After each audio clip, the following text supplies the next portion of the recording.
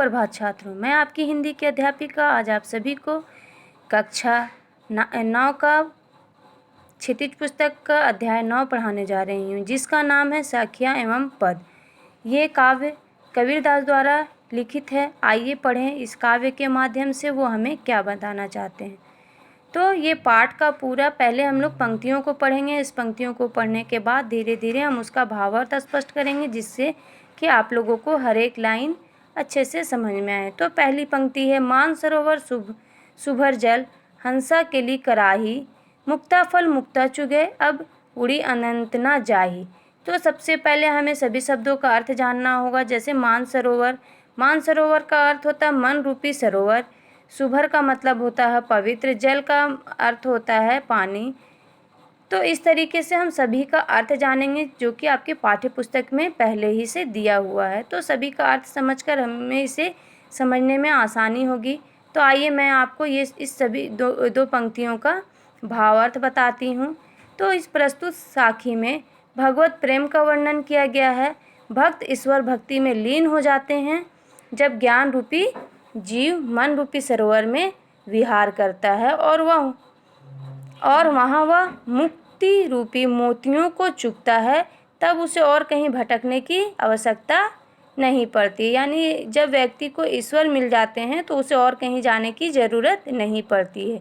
जीव को जब ईश्वर प्रेम की प्राप्ति हो जाती है तब जीव इधर उधर नहीं भटकता, वो सांसारिक मोह माया से मुक्त हो जाता है। उसकी सांसारिक सुख सुविधाओं में कोई रुचि नहीं रहती। जब उसे सच्चे ईश्वर की प्राप्ति हो जाती है तो उसे और सांसारिक किसी सुख में रुचि नहीं लगती, वो सदैव आनंद में मग्न रहता है। इस साखी में आत्मा परमात्मा के संबंध में रहस्य हमें समझाया गया है कि आत्मा परमात्मा का ही एक अंश है और वह हमारे अंदर ही रहते हैं। इसे ढूंढने के लिए कहीं और जाने की हमें ज़रूरत नहीं है। इस साखी में हमें यही समझाया जा रहा है और इस साखियाँ का भाषा जो है वो सधुकड़ी है। आइए अब दूसरे पंक्ति को पढ़ते हैं। प्रेमी ढूंढत मैं फिरो, प्रेमी मिले न कोई, प्रेमी को प्रेमी मिले सब विष अमृत हो जाए। इसमें भी हम लोग इस पंक्ति के सभी शब्दों का अर्थ जानेंगे, जो कि आपके पाठ्य पुस्तक में दिया हुआ है। आइए मैं इसका भावार्थ आप लोगों को समझाती हूँ। कवि अपने मन के अंधकार को मिटाने के लिए प्रेमी यानी ईश्वर की खोज में इधर उधर भटकते रहते हैं, क्योंकि जीवन में सच्चा प्रेमी अर्थात ईश्वर मिल जाने पर जीवन सफल हो जाता है। अगर किसी को भी ईश्वर मिल जाए तो उसकी जीवन की वही सबसे बड़ी सफलता होती है। ईश्वर के मिलने से सभी समस्याएं दूर हो जाती है, विपरीत परिस्थितियां अनुकूल हो जाती है, मन का मैल जो है वो धुल जाता है, मन पवित्र और निर्मल हो जाता है। ज्ञान प्राप्त करने पर सभी मनोविकार दूर हो जाते हैं। भक्त ईश्वर की भक्ति में लीन हो उसके साथ एकाकार हो जाता है और वो पूरी तरीके से ईश्वर में मग्न हो जाता है। तो इस प्रकार इस पंक्ति का अर्थ ये है कि प्रेमी ढूंढते फिरने से नहीं मिलता। अगर आपको एक बार ईश्वर मिल जाए तो आपकी जितनी भी बुराइयां हैं वो आपकी अच्छाइयों में बदल जाएगी। तीसरी पंक्ति आइए पढ़ते हैं। हंसती चढ़ी ज्ञान को सहज दुलीचा डारी, स्वान रूप संसार है भूखंदे झक मारी। इस पंक्ति का अर्थ आइए हम लोग जानें कि इस पंक्ति के माध्यम से कबीरदास हमें क्या बताना चाहते हैं कि प्रस्तुत साखी में जो है ज्ञान के महत्व को दर्शाया गया है कि सभी को ज्ञान रूपी हाथी पर सवारी करनी चाहिए। इस ज्ञान रूपी हाथी पर सहज साधना रूपी गलीचा बिछाना चाहिए। ज्ञान प्राप्ति हो जाने पर जीवन धन्य हो जाता है, जीवन वैभवपूर्ण हो जाता है, फिर जीवन में किसी प्रकार के अभाव का अनुभव नहीं होता है। तो मनुष्य का इस जीवन में इधर उधर भटकना रुक जाता है। अगर मनुष्य को ज्ञान प्राप्त हो जाए तो उसका इधर उधर जो है भटकना रुक जाता है।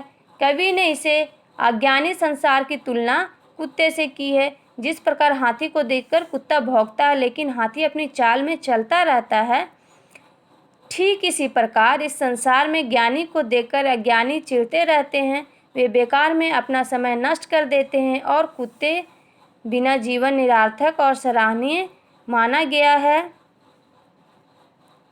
मुख्य भाव यह है कि अज्ञानी व्यक्ति व्यर्थ में अपना समय बर्बाद करता है। ज्ञान के बिना जीवन निरर्थक और सराहनीय माना गया है। ज्ञान ईश्वर प्राप्ति का प्रमुख आधार है। तो कवि ने ज्ञान की सहज साधना का वर्णन किया है कि इसमें कोई आडंबर या दिखावा नहीं होना चाहिए। अगर आप ज्ञान प्राप्त कर रहे हैं तो आपको इसमें कोई दिखावा नहीं करना है और आपको इसे प्राप्त करना है तथा ढोंग एवं आडंबरों का विरोध भी करना है।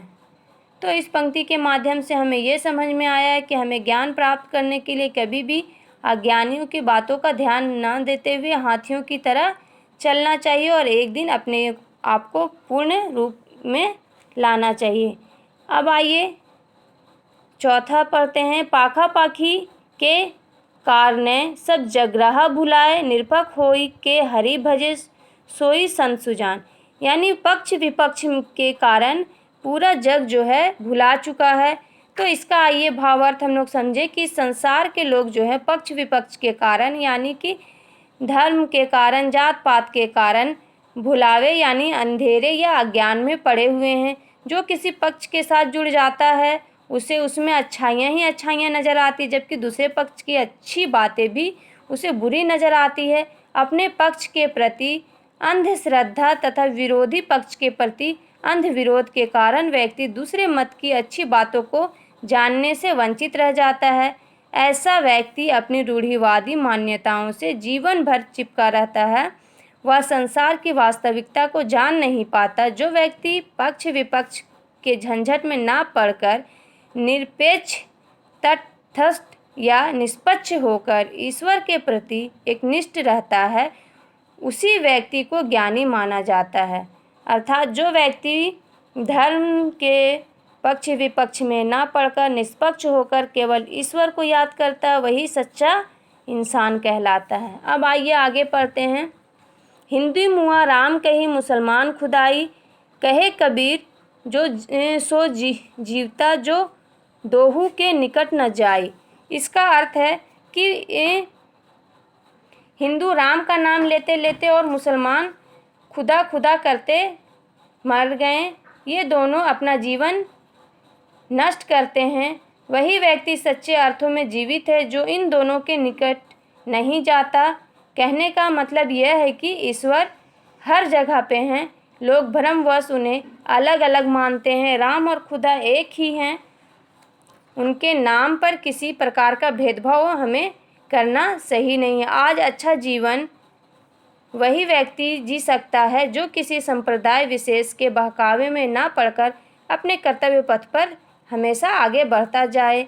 इन सब झंझटों से दूर रहने वाला ही उचित ढंग से जीवन जी सकता है। अब आइए आगे पढ़ते हैं। काबा फिरी कांसी भया, रामही भया रही, मोटा चून मैदा भया, बैठी कबीरा जीम। आइए इस पंक्ति का अर्थ जानें कि इस पंक्ति का क्या अर्थ है। इस पंक्ति का अर्थ है कि साखी का मूल्य भाव इसमें यह है कि हिंदू और मुसलमान दोनों ही सत्ता एक ही है। इसको अलग अलग मानना हमारे मिथ्या ज्ञान की ही निशानी मानी जाएगी। संत कबीर काबा और काशी में कोई अंतर नहीं मानते, दोनों ही स्थलों पर एक ही ईश्वर का निवास बताते हैं जो घटवासी हैं। जिस प्रकार गेहूं को पीसकर मोटा चूना बनाया जाता है, उसे अधिक बारीक पीस दिया जाए तो वह मैदा बन जाता है, आखिर वह है तो आटा ही। ठीक उसी प्रकार परमात्मा को चाहे राम के नाम से अथवा अल्लाह के नाम से पुकारो, इन बातों से कोई फर्क नहीं पड़ता।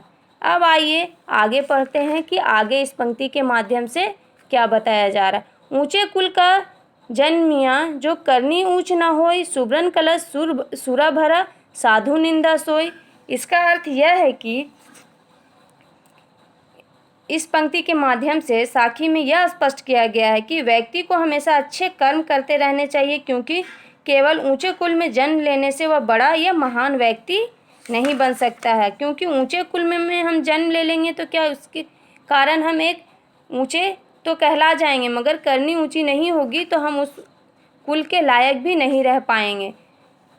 तो व्यक्ति अपने अच्छे कर्मों से सम्मान तो पा सकता है, उसकी जाति या कुल नहीं देखे जाते हैं। अगर हम अच्छा काम करें तो उस समय हमारी जाति या नहीं देखी जाती कि हम किस जाति से, किस कुल से हैं, इसलिए हमें हमेशा अच्छे काम करने चाहिए। ऊंचे कुल में जन्म लेकर भी नीचा काम करने वाले को कबीरदास जी ने निंदनीय माना है। जिसके उच्च और महान कार्य होते वही ऊंचे कहलाते हैं। केवल उच्च कुल में जन्म लेने से व्यक्ति ऊंचा नहीं कहलाता।